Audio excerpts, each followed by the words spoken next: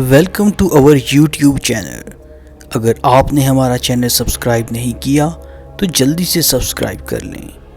تو چلیے شروع کرتے ہیں آج کی ہارر سٹوری۔ اس نے پردہ ہٹا کر کھڑکی سے باہر جھانکا۔ سامنے نظر آنے والے منظر کو دیکھتے ہی اسے جھرجھری سی آ گئی۔ چاند کی ہلکی سی روشنی میں رہائشی علاقے میں موجود ایک پلاٹ پر قائم وہ چھوٹا سا قبرستان بہت عجیب لگ رہا تھا۔ رمیسا نے گھبرا کر کھڑکی کا پردہ چھوڑ دیا۔ ویسے بھی آج نوید کی نائٹ ڈیوٹی تھی۔ ایسے میں گھر کی تنہائی اور کچھ دیر پہلے دیکھا گیا منظر اس کی گھبراہٹ میں مزید اضافہ کر گیا۔ اس نے گھڑی میں ٹائم دیکھا، ابھی صرف 12 بجے تھے۔ آج مالا واک کرنے اوپر نہ آئی تھی، ورنہ اس کا وقت اچھا گزر جاتا۔ مالا اس کی ایک سہیلی تھی جو اسے اکثر چھت پر ملا کرتی تھی۔ جب سے سردیاں آئی تھیں اور اپنے ساتھ اندھیری راتیں لائیں تھیں، مالا اوپر کم ہی آتی تھی کیونکہ اسے سردیاں کچھ خاص پسند نہیں تھیں، جبکہ رمیسا تو سردیوں کی دیوانی تھی۔ تھوڑی دیر بستر پر بیٹھ کر اس کا خوف قدرے کم ہوا۔ اس نے کمرے سے نکل کر باہر جھانکا تو ماں ہاجرہ اپنے کمرے میں سونے جا چکی تھیں۔ رمیسا نے کافی میکر نکالا، لاؤنج میں رکھا ٹی وی چلایا اور ٹی وی کی آواز نے گھر میں پھیلی روشنی کو ختم کر دیا۔ وہ نہایت اطمینان کے ساتھ کافی بنا کر ٹی وی کے سامنے آ بیٹھی۔ ٹی وی پر کوئی ٹاک شو چل رہا تھا۔ ٹی وی دیکھتے دیکھتے اسے ٹائم کا پتہ نہیں چلا اور وہ وہیں صوفے پر سو گئی۔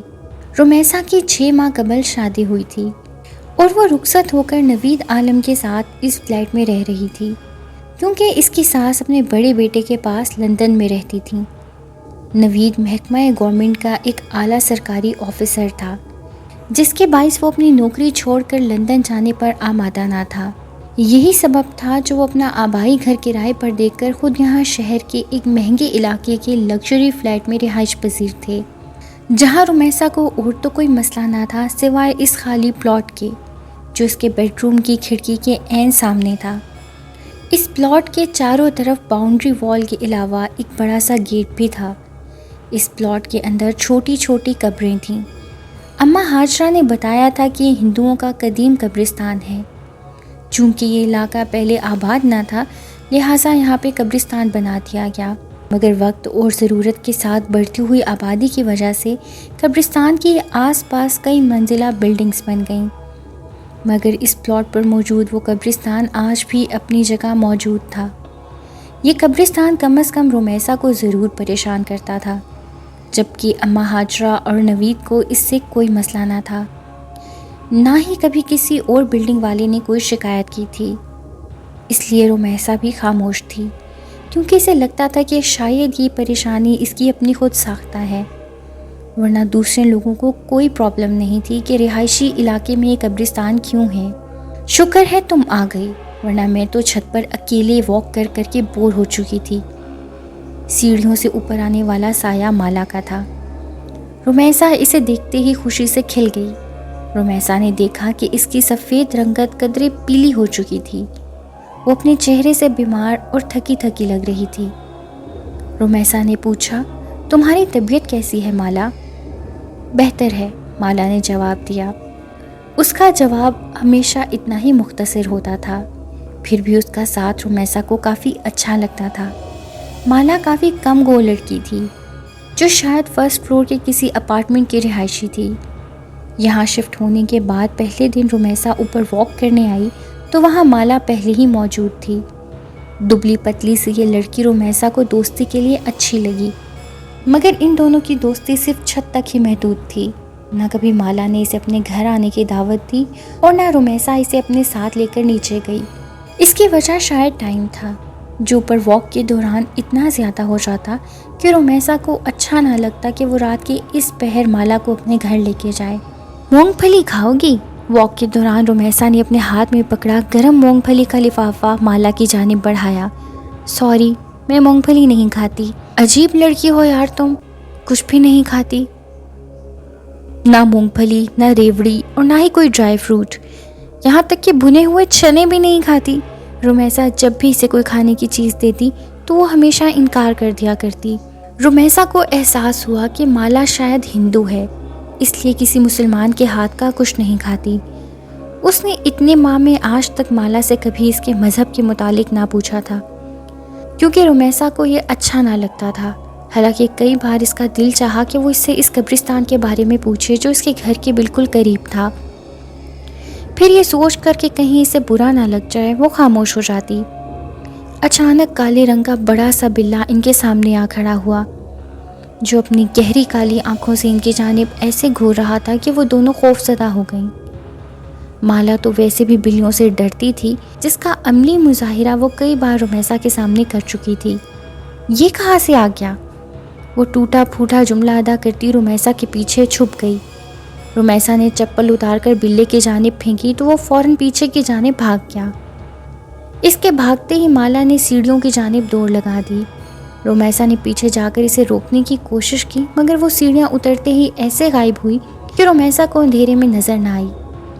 مالا کے اس طرح خوف زدہ ہو کر بھاگنے میں وہ دل ہی دل میں ہنس دی اور پھر نیچے اتر آئی۔ جانے کیوں آج رمیسا کا دل چاہا وہ مالا سے اس کی ذاتی زندگی کے متعلق کوئی سوال کرے۔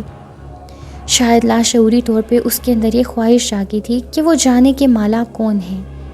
4 ماہ سے ان کی ملاقات تقریباً روز ہی چھت پر ہوتی تھی، مگر وہ یہ نہ جانتی تھی کہ مالا اس بلڈنگ کے کون سے فلور پر رہتی ہے اور وہ کیا کرتی ہے، وہ شادی شدہ ہے یا غیر شادی شدہ۔ یہ سوچ کر اس نے آج اپنی گفتگو کا آغاز مالا سے اس کی ذاتی زندگی کے بارے میں سوال کرتے ہوئے کیا۔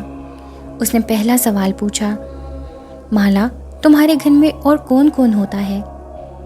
مطلب تم لوگ کتنے لوگ گھر میں رہتے ہو؟ چلتے چلتے رک کر مالا نے حیرت سے اس کی طرف دیکھا۔ رمیسا تھوڑا سا گڑبڑا گئی۔ مطلب ہے کہ تم اکیلی رہتی ہو؟ تم شادی شدہ ہو یا نہیں؟ اس کے سارے جملے کا ایک لفظ میں جواب دے کر وہ اس طرح آگے بڑھی کہ اس سے مزید کچھ پوچھنے کی خواہش رمیسا کے اندر دم توڑ گئی۔ وہ بولی، میں فرسٹ فلور فلیٹ نمبر 103 میں رہتی ہوں۔ رمیسا کے خاموش ہوتے ہی شاید مالا کو اپنی غلطی کا احساس ہو گیا، اس لیے وہ پلٹ کر اس کی جانب آتے ہوئے آہستہ سے بولی۔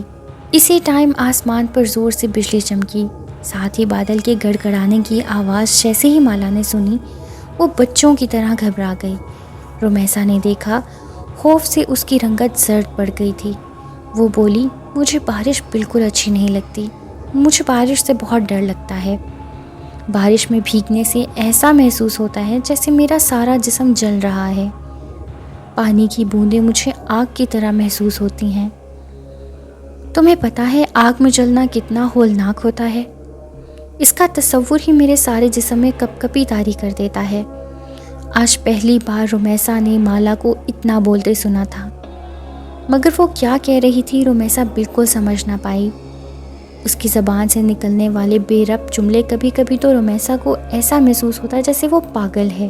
جیتے جی خود کو آگ میں جلتے دیکھنا، خوبصورت جسم کا آگ کے شعلوں کی نظر ہو جانا، کبھی دیکھا ہے رمیسا تم نے؟ اسی پل بادل ایک بار پھر سے گرجے۔ مالا اس کا جواب سنے بغیر سیڑھیوں کی جانب بھاگی، جبکہ پیچھے کھڑی رمیسا میں اتنی ہمت نہ ہوئی کہ آواز دیکھ کر وہ مالا کو روک سکے۔ 1 ہفتے سے زیادہ ہو گیا تھا مالا چھت پر نہ آئی تھی۔ ویسے بھی پچھلے ہفتے سے بارشیں ہو رہی تھیں، چونکہ وہ اور بہت ساری چیزوں کی طرح بارش سے بھی ڈرتی تھی، اس لیے وہ اوپر نہ آئی تھی۔ مگر اب 2 دن سے بارش بالکل ختم ہو گئی تھی، پھر بھی مالا اوپر نہ آئی۔ جب شام میں نوید کے ساتھ باہر جاتے ہوئے اس نے بے اختیار رک کر فلیٹ نمبر 103 پر نظر ڈالی، جہاں بڑا سا تالا اندھیرے میں بھی نظر آ رہا تھا، جس کا مطلب تھا کہ شاید مالا کہیں گئی ہوئی ہے، یہ سوچ کر وہ نیچے اتر گئی۔ اور پھر گاڑی میں بیٹھتے ہوئے رمیسا نے پہلی بار نوید سے مالا کا ذکر کیا۔ کیا وہ لڑکی ہندو ہے؟ کیونکہ نام سے تو ایسا ہی لگتا ہے، نوید نے کہا۔ پتہ نہیں، میں نے کبھی پوچھا نہیں، مگر شاید وہ فلیٹ نمبر 103 میں رہتی ہے، وہ کافی دنوں سے اوپر نہیں آئی، رمیسا نے جواب دیا۔ Flat number 103؟ نوید نے حیرت سے دہرایا۔ تمہیں شاید کوئی غلط فہمی ہوئی ہے، کیونکہ وہاں تو کوئی بھی نہیں رہتا، وہ فلیٹ ایک لمبے عرصے سے خالی ہے۔ اچھا، پھر ہو سکتا ہے کہ مجھے سننے میں غلطی ہوئی ہو، رمیسا نے کہا۔ نوید وہاں پچھلے 1 سال سے رہ رہا تھا، اس لیے وہ رمیسا کے مقابلے میں بہتر جانتا تھا کہ آس پڑوس میں کون کون رہتا ہے۔ پھر گھر واپس آتے ہی وہ اماں ہاجرہ سے مالا کے متعلق پوچھ بیٹھی۔ پتہ نہیں بیٹا، میں تو گھر سے صرف سودا لینے کے لیے باہر جاتی ہوں، اور آس پڑوس میں میری کسی سے ایسی دوستی کہاں جو میں کسی کے بارے میں کچھ جان سکوں۔ اماں ہاجرہ کا جواب بالکل درست تھا۔ وہ سارا دن گھر میں ہی رہتی تھیں۔ رومیسا کی سمجھ میں نہ آیا کہ وہ مالا کے متعلق کس سے پوچھے۔ پھر سوچا ہو سکتا ہے کہ 1-2 دن تک وہ خود ہی اوپر آ جائے، مگر ایسا بھی نہ ہوا۔ یہ سوچ کر وہ ایک دن اماں ہاجرہ کو لیے نیچے فرسٹ فلور پر آ گئی، جہاں آمنے سامنے کئی فلیٹ بنے ہوئے تھے۔ یہاں ہر فلور پر 10 فلیٹس تھے۔ فرسٹ فلور کے 103 فلیٹ کے علاوہ تقریباً سبھی فلیٹس میں لوگ آباد تھے۔ اس کی سمجھ میں نہ آیا کہ وہ کس کا دروازہ بجا کر مالا کے متعلق سوال کرے۔ کچھ دیر وہ کھڑی سوچتی رہی، پھر نیچے اتر کر مین گیٹ کی جانب آ گئی، جہاں موجود سیکیورٹی گارڈ رومیسا کو اچھی طرح جانتا تھا۔ جیسے ہی رومیسا اس کے سامنے کھڑی ہوئی، وہ جلدی سے اٹھتا ہوا بولا، السلام علیکم باجی، خیریت ہے؟ رومیسا نے جواب دیا، وعلیکم السلام، مجھے ایک لڑکی کے بارے میں جاننا تھا۔ لڑکی کے بارے میں؟ گارڈ نے حیرت سے اسے دیکھا اور پھر اماں ہاجرہ کو۔ جی گارڈ بھائی، فرسٹ فلور پر ایک دبلی پتلی سی لڑکی رہتی ہے جو روزانہ چھت پر میرے ساتھ واک کرنے بھی آتی ہے، مگر وہ کافی دنوں سے نہیں آ رہی۔ گارڈ نے پوچھا، کیا آپ اس کا نام جانتی ہیں؟ جی، اس کا نام مالا ہے، گوری سی ہے، بہت لمبے بال ہیں۔ بہت لمبے بالوں والی لڑکی تو میں نے یہاں کبھی نہیں دیکھی، لیکن فیصل صاحب کی بیٹی ہے جو فلیٹ نمبر 107 میں رہتی ہے۔ نام تو مجھے ان کا نہیں پتا، لیکن بال کافی لمبے ہیں ان کے۔ ایک دفعہ میری ایسے ہی نظر پڑ گئی تھی، آپ وہاں جا کر پوچھ لیں، شاید وہ آپ کی مشکل حل کر دیں۔ گارڈ کی بات سنتے ہی رومیسا وہاں رکی نہیں، بلکہ تیز تیز قدم اٹھاتی فرسٹ فلور فلیٹ نمبر 107 کے سامنے جا کھڑی ہوئی اور بنا سوچے سمجھے بیل پر ہاتھ رکھ دیا۔ کون؟ دوسری طرف دروازہ کھول کر باہر آنے والی ایک 40 سے 45 سالہ عورت تھی، جو رومیسا کو اپنے سامنے دیکھ کر تھوڑا حیران ہوئی۔ السلام علیکم۔ جی، وعلیکم السلام، میں مسز نوید ہوں، رومیسا نے جواب دیا۔ اسی بلڈنگ کے 3rd فلور پر میری رہائش ہے، مجھے دراصل مالا سے ملنا ہے۔ تیز تیز بولتے ہوئے اس نے جلدی سے اپنا مدعا بیان کیا۔ اسے ایسا محسوس ہو رہا تھا جیسے اگلے ہی پل اس کی خواہش کے عین مطابق مالا اس کے سامنے آ جائے گی۔ کون مالا؟ جواب اس کی توقع کے خلاف تھا۔ اب رومیسا کی سمجھ میں نہ آیا کہ وہ کیا کہے۔ ایک 16-17 سالہ لڑکی اس عورت کے قریب آ کھڑی ہوئی۔ رومیسا نے دیکھا اس کے لمبے سیاہ بال کمر سے نیچے جھول رہے تھے، مگر وہ مالا نہیں تھی۔ مایوسی کے ساتھ ساتھ وہ شرمندہ بھی ہوئی۔ سوری، دراصل مجھے لگا شاید مالا اسی فلیٹ میں رہتی ہے۔ نہیں، اس فلیٹ میں مالا نہیں رہتی، یہاں میں اور میری اکلوتی بیٹی رہتے ہیں، جبکہ میرا خیال ہے کہ ہمارے فلور پر مالا نامی کوئی لڑکی نہیں رہتی۔ دراصل مجھے اس نے اپنے فلیٹ کا نمبر 103 بتایا تھا، رومیسا نے کہا۔ اس خاتون نے جواب دیا، 103 تو پچھلے کئی سالوں سے خالی پڑا ہے۔ بہت سال پہلے یہاں ایک فیملی آئی تھی، پھر ان کے ساتھ ایک ایسا حادثہ ہوا کہ وہ لوگ یہ گھر چھوڑ کر چلے گئے اور دوبارہ یہاں کوئی نہیں آیا۔ دروازے پر کھڑے کھڑے اس خاتون نے رومیسا کو تفصیل بتانا شروع کر دی۔ نہ چاہتے ہوئے بھی رومیسا پوچھ بیٹھی، کون سا حادثہ؟ وہ خاتون بولی، سنا ہے ان کی جوان بیٹی کہیں اچانک غائب ہو گئی تھی، بہت تلاش کیا مگر وہ نہ ملی۔ شاید بدنامی سے بچنے کے لیے اس کے ماں باپ یہ گھر چھوڑ کر چلے گئے، لیکن ان کے جانے کے کچھ دنوں کے بعد فلیٹ سے اٹھنے والی بدبو نے سب کو اپنی جانب متوجہ کر لیا۔ جب پولیس تالا توڑ کر اندر داخل ہوئی تو ایک نوجوان لڑکی کی تعفن شدہ لاش پڑی ملی۔ اس کی بدبو نے پورے محلے کو اپنی لپیٹ میں لے لیا تھا۔ بولتے بولتے وہ خاتون ایک پل کے لیے خاموش ہو گئیں۔ رومیسا نے پلٹ کر فلیٹ نمبر 103 کے دروازے پر نظر ڈالی، مگر لڑکی تو غائب ہو گئی تھی، پھر لاش گھر سے کیسے ملی؟ رومیسا نے حیرت سے سوال کیا۔ یہی بات تو آج تک کسی کو سمجھ میں نہیں آئی کہ آخر وہ مرد عورت کون تھے۔ کیا واقعی وہ اس لڑکی کے ماں باپ تھے جو اپنی بیٹی کی لاش کو اس طرح فلیٹ میں چھوڑ کر بھاگ گئے؟ پولیس کا خیال تھا شاید وہ لڑکی واپس آ گئی تھی، جسے اس کے باپ نے غیرت کے نام پر قتل کر دیا اور لاش کو گھر میں چھوڑ کر بھاگ گئے۔ اف، اس قدر صفاقی! رومیسا نے خوف سے جھرجھری لی۔ ہاں، یہی وجہ ہے کہ یہ فلیٹ دوبارہ آباد نہیں ہوا۔ قاتل اسے ویران کر کے نکل گئے اور پھر چاہنے کے باوجود کوئی اسے آباد نہ کر سکا۔ ایک ڈر اور خوف اس فلیٹ کے حوالے سے ایسا لوگوں میں اجاگر ہوا کہ آج تک یہ فلیٹ آباد نہ ہو سکا۔ ارے میں یہاں کھڑی کھڑی ہی سب باتیں کر رہی ہوں، آپ اندر تو آئیں۔ اس عورت کو احساس ہوا تو اس نے اپنے گھر آنے کی دعوت دی۔ پچھلے آدھے گھنٹے سے وہ رمیسا کے ساتھ دروازے پہ کھڑی تھی۔ نہیں شکریہ، اب میں جاؤں گی، میرے ہسبینڈ کے آنے کا وقت ہو گیا ہے، معذرت کرتی رمیسا اوپر واپس آ گئی۔ اور پھر کئی دن لگ گئے رمیسا کو وہ کہانی بھلانے میں، جس کے مطابق فلیٹ سے نوجوان لڑکی کی بدبو والی لاش ملی تھی، اور شاید اس طرح مارنے میں سگے باپ کا بھی ہاتھ تھا۔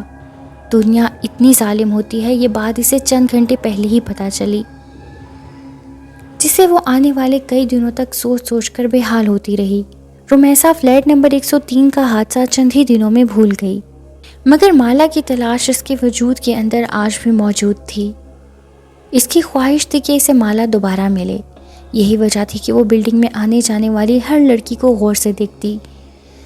کبھی جو کسی ڈپارٹمنٹل سٹور میں جانا ہوتا تو اس کی متلاشی نگاہیں مالا کو کھوجتی رہتی۔ سڑک سے گزرنے والی ہر لڑکی میں وہ مالا کو تلاش کرتی، مگر مالا نہ جانے کہاں گم ہو گئی تھی، جو ہر بار رمیسا کی تلاش کو ناکامی کا سامنا کرنا پڑتا۔ اس کی تلاش اور مالا کے ساتھ لگن اتنی سچی تھی کہ ایک دن وہ اس میں کامیاب ہو گئی، مگر ایسی کامیابی جس کے بعد کئی سالوں تک رمیسا کا یہ دل سوچ کر کانپتا رہا کہ اس نے مالا کی تلاش کی ہی کیوں۔ وہ جاتی سردیوں کی ایک شام تھی۔ اماں ہاجرہ کو صبح سے ہی نزلہ زکام نے جکڑ رکھا تھا، جس کے باعث وہ اپنی چارپائی پر رضائی اوڑھے پڑی تھیں۔ نوید عالم آفس کے کسی کام کے سلسلے میں کوئٹہ گئے ہوئے تھے۔ اس تنہائی میں رمیسا کا دل بے حد گھبرا رہا تھا۔ 2 گھنٹے اس نے لاہور اپنی امی اور بہن سے فون پر بات کی، لیکن فون جیسے ہی بند ہوا اسے ایسا محسوس ہوا جیسے کوئی بیرونی دروازے کے پاس سے گزر کر اوپر جانے والی سیڑھیوں کی جانب بڑھا ہے۔ اس کا اندرونی لکڑی کا دروازہ کھلا تھا، جبکہ اس کے باہر موجود گرل کو وہ ہمیشہ اندر سے لاک رکھتی تھی۔ تنہائی میں ابھرنے والے تجسس کے ہاتھوں مجبور ہو کر اس نے گرل کے باہر جھانکا۔ ایک بہت لمبے بالوں والی لڑکی تیز تیز اوپر سیڑھیاں چڑھتی جا رہی تھی۔ رمیسا کو لگا کہ وہ مالا ہے۔ وہ جلدی سے اپنا دوپٹہ اوڑھے اس لڑکی کے پیچھے لپکی۔ جب اس نے چھت پر جا کر دیکھا تو وہاں کوئی نہیں تھا۔ رمیسا تیزی سے سیڑھیاں چڑھتی اوپر آئی۔ سرے شام ہی چھت پر اندھیرا چھایا ہوا تھا۔ آخری سیڑھی پر قدم رکھ کر رمیسا نے جیسے ہی سیڑھیوں کے قریب موجود بلب آن کیا، اس کی روشنی پوری چھت پر پھیل گئی۔ مالا، مالا! اوپر چڑھتے ہی اس نے آواز لگائی۔ اس کی آواز پر کسی نے کوئی جواب نہیں دیا۔ رمیسا نے تھوڑا مزید آگے بڑھ کر دیکھا، چاروں طرف ایک ہو کا عالم تھا۔ چھت بالکل خالی پڑی تھی۔ وہ ایک دم گھبرا کر واپس پلٹی تو اس کا پاؤں ایک کالے بلے سے ٹکرا گیا۔ وہ بلّا ہمیشہ مالا کو خوف زدہ کر دیتا تھا۔ بلے نے بلبلا کر رمیسا کی جانب دیکھا۔ اس کی چمکتی موٹی کانچ جیسی آنکھوں میں جانے کیا تھا کہ رمیسا ایک دم خوف زدہ ہو گئی اور نیچے بھاگی۔ کانپتے ہاتھوں سے گرل کا لاک کھولا تو سامنے ہی اماں ہاجرہ کھڑی تھیں۔ بیٹا تم کہاں چلی گئی تھیں؟ نوید صاحب کا فون آیا تھا، تمہاری خیریت پوچھ رہے تھے، انہیں فون کر کے جواب دے دو۔ بات کرتے کرتے اماں ہاجرہ کو احساس ہوا کہ رمیسا کچھ گھبرائی ہوئی ہے۔ کیا بات ہے بیٹا، سب خیریت تو ہے؟ جواباً رمیسا نے کچھ دیر قبل والا سارا واقعہ سنا دیا، جسے سنتے ہی اماں ہاجرہ نے اس کی طرف دیکھتے ہوئے کہا، میری بات مانو تو بیٹا اس لڑکی کو بھول جاؤ، کیونکہ مجھے ایسا محسوس ہوتا ہے جیسے تم نے اسے اپنے حواسوں پر سوار کر لیا ہو۔ وہ تمہارے خیالوں سے نکل کر ایک شکل میں ڈھل گئی ہے جو تمہیں ہر وقت یہاں وہاں دکھائی دے رہی ہے۔ میرا خیال ہے اماں آپ درست کہہ رہی ہیں۔ رمیسا نے ایک گہرا سانس لیتے ہوئے کہا، مجھے شاید وہم ہوا تھا کہ کوئی اوپر گیا ہے، میں بلا وجہ ہی اوپر بھاگ گئی، میرا دماغ خراب ہو گیا ہے۔ رات کے کھانے تک وہ شام کا واقعہ بالکل بھول چکی تھی۔ کھانا کھا کر اس نے نوید سے فون پر بات کی، پھر کافی بنا کر ٹی وی کے سامنے آ بیٹھی۔ جب اسی پل باہر ہلکی ہلکی بارش شروع ہو گئی، رمیسا کافی کا کپ لے کر اپنے کمرے میں موجود کھڑکی کے سامنے آ گئی۔ ابھی اس نے پردہ ہٹا کر باہر دیکھا ہی تھا کہ اسے محسوس ہوا سامنے قبرستان کے کوئی بیچوں بیچ کھڑا ہے۔ وہ جلدی سے کھڑکی کی آڑ میں چھپ گئی۔ اسے لگا شاید کوئی چور یا ڈاکو ہے، یا پھر کوئی غریب کچرا چننے والا بچہ جو شاید بارش سے پناہ لینے کے لیے رات کے اس پل قبرستان میں داخل ہوا تھا۔ ایسے ہی وقت گزاری کے طور پر رمیسا باہر دیکھ رہی تھی جب وہ سایہ آہستہ آہستہ چلتا ہوا قبرستان سے باہر نکل آیا۔ رمیسا نے دیکھا وہ ایک لڑکی تھی جو دھیرے دھیرے چلتی روڈ پر لگے پیلے بلب کے نیچے آ کھڑی ہوئی۔ لمبے سیاہ بال اس کی پشت پر پھیلے تھے۔ وہ یقیناً مالا تھی، جو کہ رمیسا کا وہم ہرگز نہیں تھا۔ اس نے جلدی سے کھڑکی کھول کر نیچے جھانکا تاکہ مالا کو آواز دے کر اپنی طرف متوجہ کر سکے، لیکن اس کے آواز دینے سے قبل ہی مالا نے بجلی کے کھمبے کے پاس کھڑے ہو کر اوپر دیکھا۔ اتنی دور سے بھی رمیسا کو لگا کہ مالا اس کی طرف دیکھ کر مسکرا رہی تھی۔ مالا کی مسکراہٹ میں نہ جانے ایسا کیا تھا کہ رمیسا خوفزدہ ہو کر تھوڑا پیچھے ہو گئی، جبکہ اسی پل مالا پلٹی اور سست قدمی سے چلتی قبرستان کے اندر داخل ہو گئی۔ اس کے اندر داخل ہوتے ہی فضا میں پھیلا اندھیرا مزید گہرا ہو گیا۔ رمیسا نے آنکھیں پھاڑ کر چاروں طرف دیکھا۔ وہ قبرستان بالکل خالی تھا۔ اف میرے خدا! خوف کی ایک جھرجھری نے اسے اپنی لپیٹ میں لے لیا۔ وہ کھڑے کھڑے زمین پر گر گئی۔ زمین پر گرتے وقت مالا کے الفاظ اس کے کانوں میں گونج رہے تھے۔ بارش کی بوندیں میرے جسم پر آگ کی طرح برستی ہیں۔ تم نے کبھی کسی کو جلتے ہوئے دیکھا ہے؟ جلنے کی تکلیف، اور اس کے ساتھ رمیسا بے ہوش ہو گئی۔ جب اسے ہوش آیا تو اس کی امی اور نوید دونوں ہسپتال میں اس کے پاس تھے۔ بقول نوید کے رمیسا 1 ہفتے بعد ہوش میں آئی تھی۔ وہ کیوں بے ہوش ہوئی تھی وہ یہ چاہ کر بھی کسی کو نہ بتا سکی، مگر اس کی حالت کے پیش نظر بغیر اس کے کچھ کہے نوید نے اپنا گھر تبدیل کر لیا، اور زندگی میں دوبارہ کبھی وہ اس طرف پلٹ کر نہ گئے جہاں آخری بار رمیسا نے مالا کو دیکھا تھا۔ مالا کون تھی، کہاں رہتی تھی، یہ سب جاننے کی خواہش دم توڑ چکی تھی، یا شاید رمیسا اب جان گئی تھی کہ مالا کی اصل حقیقت کیا ہے۔ تو یہ تھی آج کی ہارر سٹوری۔ امید ہے آپ کو آج کی کہانی پسند آئی ہوگی۔ اگر آپ کو ہماری ویڈیو اچھی لگی ہے تو ہماری ویڈیو کو لائک کریں اور چینل کو سبسکرائب ضرور کیجیے گا۔